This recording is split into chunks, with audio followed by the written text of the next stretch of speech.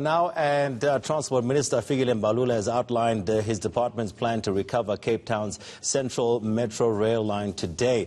The line's been suspended because of destruction of property and cable theft in the area. Some commuters had to make use of alternative transport.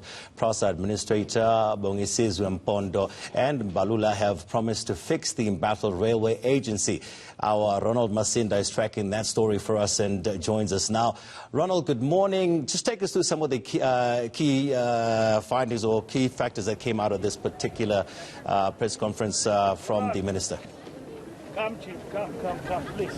Tony, very good morning to you. We are in Langa Station, and in the background we are seeing the Minister of Transport, Fikile Mbalula, walking into one of the problem areas which PRASA will face in their efforts to try and restore the central line. I'm going to quickly step out of shot and ask my colleague Zaid Harris to try and zoom in to one of those problem areas. And the problem area is really, Tony, that a lot of people have decided to settle or erect informal settlements on dysfunctional railway stations, and this is where Mr. Mbalula has said, and as well as his PRASA administrator Bongisizwe Mpondo, saying that this is going to be one of the key issues that they will try and address with community members, because many of them have no place to stay, and they've decided, since these railway stations have not been used for a very long time, in fact some of them have not been used since 2018, that they've really tried to just occupy here until PRASA gets its house in order. We also heard from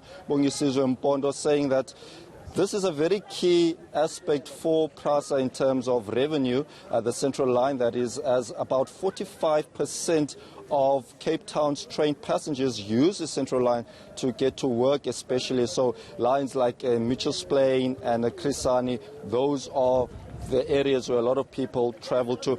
And also, you also said that around peak hour there's about 20,000 people who used to travel on the central line, and since PRASA has really struggled to get trains, that many of them have been vandalized or have been burnt down, that they operate at around 5,000 commuters. So he's really also mapped out a plan, that is Bongisizwe Mpondo, saying that they have a three-phase plan, and part of their plan is to try and find contractors who will build high walls so that to avoid people from entering these railway stations, to vandalize the railway stations, as PRASA has lost billions of rands. In fact, he says since he's occupied office in December last year, that they've had to spend as an administration around 170 million rand in just trying to repair the damages that have been caused by vandals. He also said as part of the plan is to try and use a bus system so that they can transport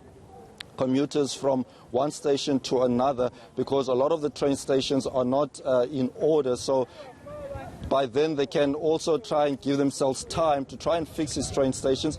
They will, however, have mapped out a plan to say that it's around next year, around May, June, that they will have at least 10 train sets operating on the central line. Also heard from Minister Fikile Mbalula, who says that, you know, since PRASA, since they are trying to cause damage control, that they are not really to blame for the problems that have been faced by PRASA, but he has urged that at least the law enforcement takes its course on those who have looted PRASA in the past, and this is what he had to say earlier.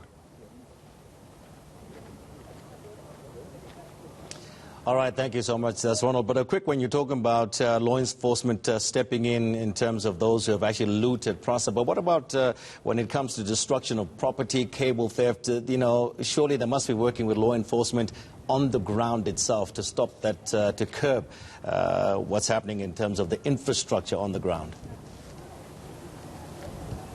Indeed, well, that is one of the issues that they are trying to address within the board itself. Bongisizwe Mpondo highlighted recently how they've managed to actually apprehend or suspend a number of people within PRASA themselves. They don't believe that the problem lies only outside of PRASA. They also believe that many people within PRASA have been working in cahoots with those who have decided to burn down trains. There have also been reports that possibly it's these acts of sabotage, as Mr. Mbalula has alluded to in the past, the economic sabotage could be caused by taxi taxi officials, people who want to actually enrich themselves by having more people, to have more people rather on the roads as opposed to be on the trains. Let's take a listen further to what Mbalula had to say earlier. We're not talking theory. We're talking facts. That money was allocated and charged. Now, the mandate of the administrator and his team is to ensure we clean this place. The reports that we got, I met with them last night. They told me that, no, I know most of you are impatient, like the MEC says. Very impatient. What are we doing about it? When you talk about state being hollowed out, under normal circumstances, we should be talking of people who are facing charges. And we're still here on this platform and saying we call upon law enforcement to do its job without fear or favor. We must recover that money. How? Those people who own those properties that have been proceeds of theft, they must be closed down. And the money must be planted back to Brasa so that we upgrade this. Even if the money change, that money must come back, whatever that it is. Okay, that was Minister of Transport Fikile Mbalula a little bit earlier on, as Ronald Masinda is there reporting for us in Langa in Cape Town. Thank you, Ronald. We'll speak to you a little bit later on. He's talking about the fact that the minister outlined his department's plan to recover Cape Town's central metro rail line. It's going to be a hard ask.